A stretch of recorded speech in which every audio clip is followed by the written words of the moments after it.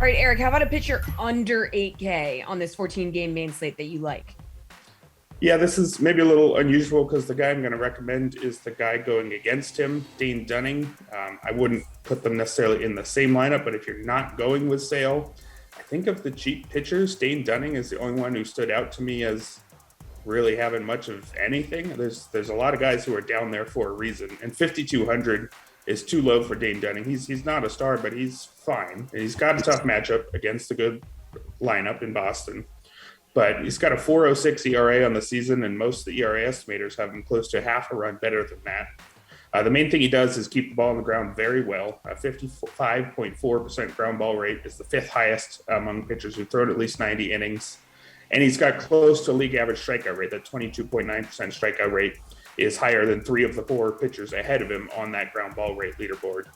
And we should expect a decent amount of whiffs going forward. He was at 24.6% last year and just over 27% in the minors. So I think of all the cheap pitchers, he's the one who I would say is a good deal more talented than their price, even though, again, matchup's not great and the shot at a win is going to be pretty tough. All right, Paul, what about you? A pitcher under 8K that you like? I like two in this range, Jesse. The Yankees have been the hottest team in the majors over the past month, and tonight's starter, Nestor Cortes, has been swept up. Rising tide lifts all boats. He's been stretched out over the last couple of starts as well. He's priced at $7,700, pitching effectively enough with three decent starts of his last four appearances, during which he's allowed a total of 8 earned runs in 21 innings, while striking out 19 and walking only 4. I like that ratio as well. He faces a Twins team that has been a disappointment this year for me, and they will start a less than imposing lefty in Charlie Barnes, who's making his 5th appearance of the season. The Yankees' power-hitting righties are already salivating over that one.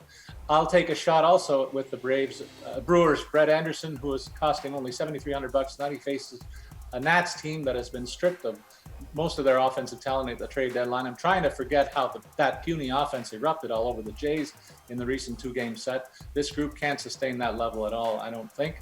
And their starter, Patrick Corbin, somehow cost $7,900. That makes little sense to me for a guy who's pitching to a 6.59 ERA over his last 10 starts. He's given up 16 homers in his last 56 innings pitched. The ball will fly tonight.